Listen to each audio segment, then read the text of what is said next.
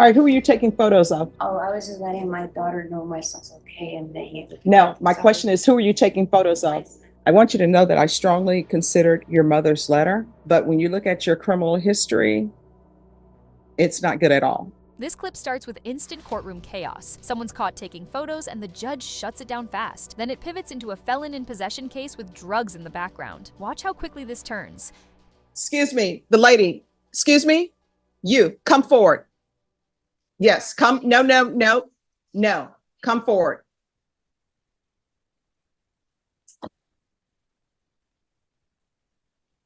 First of all, why are you in this court in shorts? I'm sorry, I was just, I don't know. I've never really been in court. All right. Second of all, turn your phone over to the deputy. Do not close it. Deputy Laura, if you'll delete whatever photo she took, please.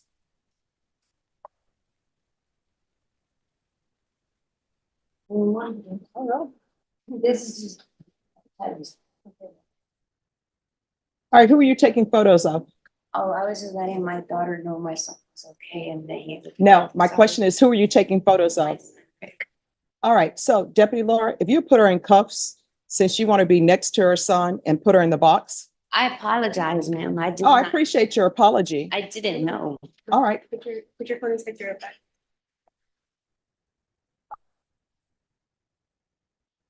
And who is Rick in the box? He's with Charles Monk. All right.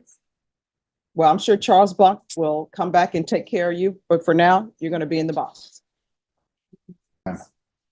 Did you understand in count 2, you're charged with a felon in possession of a firearm? That's a 3rd-degree felony. Range of punishment is anywhere from 2 to 10 years in prison and up to $10,000 fine. Did you understand? Yes, ma'am. Are you proceeding with sentencing? We are, Judge. Prior to that, I do have a letter that's been penned by my client's mother, Miss Dora Jimenez. She's joining us on Zoom, I believe, or not on Zoom, but she's watching on YouTube. She was not able to testify this morning as she had some childcare issues with her nieces that she was responsible for caring to today. I also have 14 attendance meetings for Narcotics Anonymous.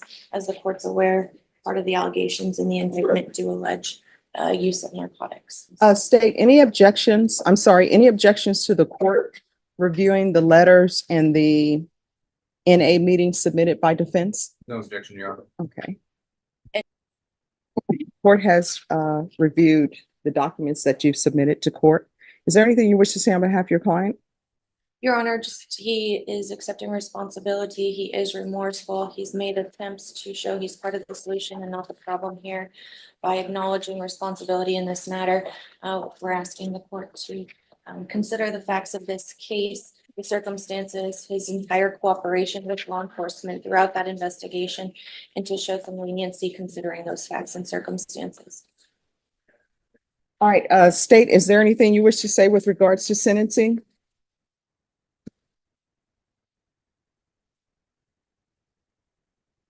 The only thing that I wish to say is that while I do not doubt the sincerity of the author of the letter in support of Mr. Gomez, I am somewhat skeptical of its accuracy in terms of its judgment of his character. That's all, Your Honor. All right, thank you. State, you may be excused. All right, is there anything you wish to say, sir? Yes, ma'am, there is. All right, do you want to raise your right hand? Do you solemnly swear or affirm the testimony you give will be the truth and nothing but the truth, so help you God? Yes, ma'am. All right, you can lower your hand, state your name for the record. Nick Gomez, Jr. All right, what do you wish to say? Well, I just really wanted to say, this is the first time I had came home and started just doing what I had to do. I got me a job. It was my first time getting an actual real job. I'm an excavator operator. I would work underground utilities. It was the first time I ever did a income tax check. It was my first time not going back into the crime of what I used to do or things that I used to do. It was the first time I was trying to be a father, a good, productive citizen. They led up to this point. I've made a lot of wrong choices in my life, but these 2 choices I made, I felt they were good. It's just I feel like my past has caught up to me, and just how they said in my character, I get judged on my character a lot. You All know, right, so I'm reading, I read the steps. I always read everything. And even though I know the count was waived, it's a part of your stipulations and there's meth involved. yes, ma'am. So how are you getting your life back on track and doing the right thing when you have family to take care of and you have meth in your vehicle? Yes, well, the gun and the meth, well, to that day, I had just got promoted at work. And in that promotion, while I was getting dressed, I moved my son's backpack. With those are two Wait, I'm items. sorry, you moved what? My son's backpack.